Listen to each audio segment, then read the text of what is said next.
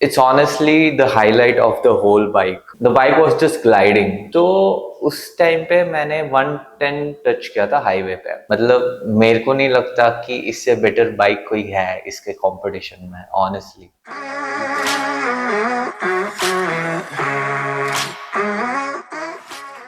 हर Sunday मैं जब bike निकालता हूँ तो हर संडे मेरे को मेरी बाइक सरप्राइज कर देती है. तो 2 महीने 1000 किलोमीटर बाद मैं सिर्फ अपना एक्सपीरियंस नहीं, कुछ रियल रीजंस भी बताना चाहता हूँ कि why things happen the way it happen. तो चलो.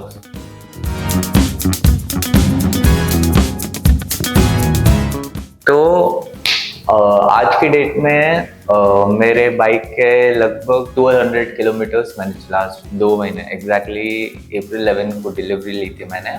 इन 2 महीनों में इट्स लाइक 1200 किलोमीटर्स. तो 600 किलोमीटर महीने का हो गया I guess.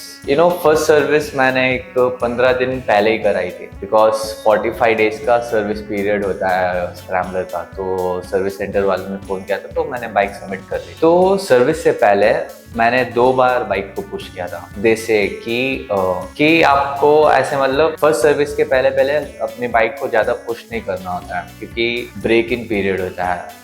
Bolt settle in होते हैं, नट्स थोड़ा सा इधर उधर हो सकता है, माइक्रो इनपरफेक्शंस होते हैं. वो सब ब्रेक इन होते होते स्मूथ होते होते लगभग 1000 किलोमीटर या 45 डेज से लेके 60 डेज के बीच में आपको first service generally brands recommend करती है. और मैंने तो उससे पहले ही दे दी थी बिकॉज फर्स्ट सर्विस के पहले ही मेरा लगभग 700 एंड समथिंग किलोमीटर्स हो गए थे. तो आई डिडंट माइंड. और मेरा बिल था 2704 रुपीज़ कर दूंगा. तो उसमें वो नॉर्मल जनरल जो भी बाइक सर्विस होती है वो चेन लूबिंग, फिर ऑयल चेंज, ऑयल फिल्टर का चेंज, एक्सेट्रा एक्सेट्रा जो भी फर्स्ट सर्विस में जनरली होता है. फर्स्ट सर्विस से पहले मैंने बाइक को सिर्फ 2 बार पुश किया था मेरे पुश करने के केस में.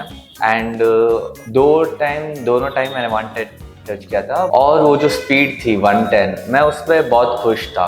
110 is obviously a very good speed when you consider Indian roads और जो भी है मतलब. तो बाइक एकदम स्टेबल थी, रॉक सॉलिड. बाइक के नज़रिए से कुछ भी प्रॉब्लम्स नहीं थी सिवाय एक वाइब्रेशंस. जो वाइब्रेशंस थी जब मैं 110 टच करा था इट वॉज सिग्निफिकेंट. तो मैंने सोचा एक्चुअली मैंने बहुत रिव्यूज भी देखे थे कि 110 उसका स्वीट जोन है, उसके बाद you will feel the vibrations. तो आई थॉट कि हाँ ठीक है ये एक्सपेक्टेड ही था. और टेस्ट राइड पे भी मैंने थोड़ा बहुत 6500 आरपीएम के आसपास बस फील किया ही था. तो आई वाज लाइक ओके ठीक है होएगा ये कुछ. जनरली ऑनेस्टली मेरे को फर्क भी नहीं पड़ता था क्योंकि 110 was more than happy speed for me.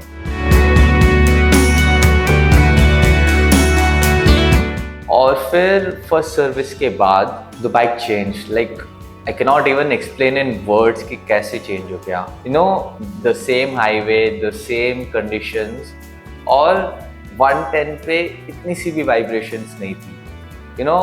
और मैंने बोला ये कैसे हो गया.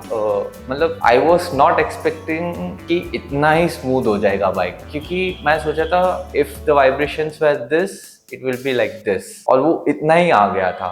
एंड उसके बाद फिर मैंने थोड़ा सा और पुश किया बाइक को, 120 तक लेके गया. No vibrations. मतलब थोड़ा सा बस था, वो भी उसको मैं वाइब्रेशंस भी नहीं बोलूंगा. It was like engine is working. So I was totally shocked कि कैसे हो गया. फिर मैंने रियलाइज किया कि मेरा आरपीएम वॉज अराउंड 6200 to 6500 और ट्रायम्फ का स्क्रैम्बलर का RPM gauge is shit. But I was assuming कि मैं 6500 के आसपास ही था उस टाइम पे because it was not showing me the red line. तो 120 पे भी मतलब इतना स्टेबल, इतना स्मूथ, इतना क्रेजी था वो कि मैं एक्सप्लेन ही नहीं कर सकता था. और जब मैंने वो 120 टच किया उसके बाद भी there was enough performance for me to touch unbelievable speeds. लेकिन मैं रुक गया था. और even at that speed the bike is so solid. मतलब it's literally the best feeling that you could have got in that moment. और जो भी स्क्रैम्बलर ओनर्स है I'm sure you would have felt the same. be taking too long. The vibe's too strong if you don't. और best part क्या है पता है इस बाइक का, इसका कंफर्ट। जब मैं चेन्नई से हूँ बेसिकली, और एक ब्यूटीफुल रोड है जिसका नाम ईस्ट कोस्ट रोड है, ECR। आपने बहुत बार सुना भी होगा इसके बारे में। जो हाईवे है वो ECR का, उसके साइड में ऐसे बहुत सारे लेन्स जाती है, और उसमें बहुत सारे लेन टूटी भी है, जिसमें बेसिकली कोई भी हैबिटेट नहीं है, बस थोड़े बहुत घर है। ऑब्वियसली उधर रोड्स ज्यादा अच्छी नहीं है और ब्रोकन है पूरी। तो मैं उधर चले गया अपने बाइक को लेकर, क्योंकि स्क्रैम्बलर का मतलब क्या है, it's do it all bike. जब मैं गया उसमें, it's a different thing when you sit on 120 on a highway, and it's different thing when you do off road। दोनों अलग ही पैरेलल्स है, और दोनों में इतना क्रेजी मजा देती है ना ये बाइक। जब मैंने उस ऑफ रोड पैच पे गया था, उसमें बेसिकली सैंड्स थे, बड़े छोटे स्टोन्स थे, और ग्रेवल था, मड था, सैंड था, बहुत ही स्लिपरी सैंड था। तो I thought maybe I can try, scrambler है तो ऑब्वियसली स्क्रैम्बलर का मतलब ही डू इट ऑल मोटरसाइकिल होती है। तो मैं लेके गया, and it was so composed. मतलब आप गलती कर सकते हो इस बाइक पे, and the bike will forgive you just do what you have to do. If you mess it up, I will take care of it. इतनी बढ़िया बाइक है ये। उस सरफेस पे the sand, stones and the different surfaces, उस पे the major heavy lifters of the surface was the 43mm USD forks, जो 150 millimetres का ट्रैवल देते हैं दोनों फ्रंट एंड बैक। मतलब the control of those forks is amazing. Obviously वो proper off roading के लिए तो बनी ही नहीं है। हम सब 90% ऑफ द जनता जो भी है वो ट्रेल राइडिंग ही करने वाली है, और ट्रेल राइडिंग को हम लोग ऑफ रोड बोल सकते हैं काइंड ऑफ। अगर हमारे दिल को खुशी मिलती है तो व्हाई नॉट। मैं तो बोलता ही हूँ, ऑब्वियसली मेरे दिल को तो बहुत खुशी मिलती है। It just handles with such an ease. मतलब the bike was just gliding. तो हर संडे मैं जब निकलता हूँ तो सरप्राइजेस ही अलग होते हैं, कभी ऑफ रोड में, कभी ऑन रोड में।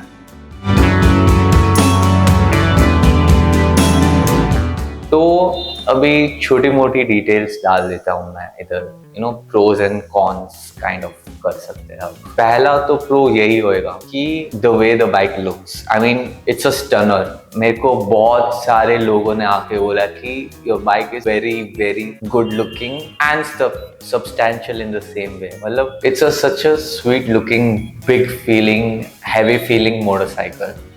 It's very good। Second, the suspension। मतलब जब बाइक इतनी स्टेबल रह सकती है एक हाईवे में उस स्पीड्स पे, तो आप सोच सकते हो कि क्या इंजीनियरिंग की रहेगी ट्रायम्फ और बजाज ने मिलके। मतलब इतनी रॉक सॉलिड उस स्पीड में, इट्स क्रेजी। थर्ड प्रो है इसका इंजन। मतलब I know many people online उसको क्रिटिसाइज करते हैं कि उसमें इतने वाइब्रेशंस है, बहुत स्मूथ है, वाइब्रेशंस बहुत ऊपर आ जाते हैं, but honestly it doesn't matter, क्योंकि जिस स्पीड पे आप कंटिन्यूसली क्रूज करने वाले हो 100, 110, 120, उस स्पीड्स पे बाइक मेरे को तो बहुत स्मूथ लगी, और it's very good according to me. तो पहला कॉन इसका ये है कि because it's a big motorcycle, बहुत लोग इसको मैनेज नहीं कर पाएंगे। आई एम 5'7", मतलब मेरे टिप टोज ही होते हैं मोटरसाइकिल में। अगर स्लोप आ गया कुछ तो मेरे को उतर के ही बाइक को मैनेज करना पड़ेगा। थोड़ा सा मतलब स्लोप ज़्यादा हो गया तो। सेकेंड कॉन इसका है the shit headlights that the Triumph is giving। मतलब अगर स्ट्रीट लैंप्स ना हो तो मैं कुछ देख ही नहीं पाऊंगा रात में। इतनी वाहियात स्ट्रीट हेडलाइट्स है इसकी। इट्स ऑनेस्टली डम। तो मैं ऑक्स लाइट्स लगाने का सोच रहा हूँ, बट सिंस मैंने अभी तक कोई बड़ा टूर प्लान नहीं किया तो I am just holding on that expense. तो ये थे मेरे 1000 किलोमीटर्स का एक्सपीरियंस। दिल से अगर if you are planning to buy a scrambler, और चाहे इसका कोई भी कंपटीशन हो जाए, मतलब मेरे को नहीं लगता कि इससे बेटर बाइक कोई है इसके कंपटीशन में। Honestly you take the EST scrambler, you take Royal Enfield scram 440, आप KTM की एडवेंचर भी ले लो। एक तरफ मैं EST स्क्रैम्बलर और स्क्रैम को रखूंगा क्योंकि वो फिट और फिनिश जो है स्क्रैम्बलर में ट्रायम्फ की वो है ही नहीं उन दोनों में।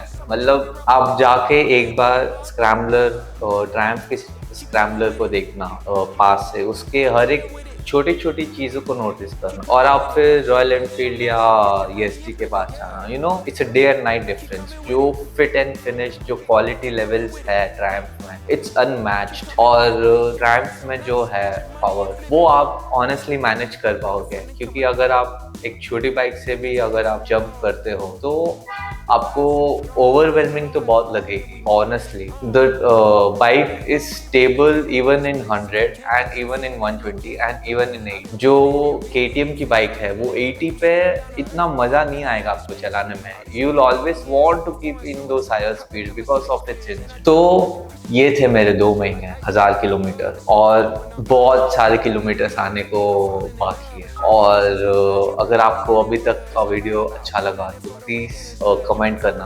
ऑनेस्टली ये भी मेरे लिए नया ही है और मैं इम्प्रूव करने का सोच रहा हूँ। कैसे करना वो आप कमेंट्स में लिख के पक्का बताना। और तब तक के लिए ride safe. Peace. Keep coming with it. Keep coming with it.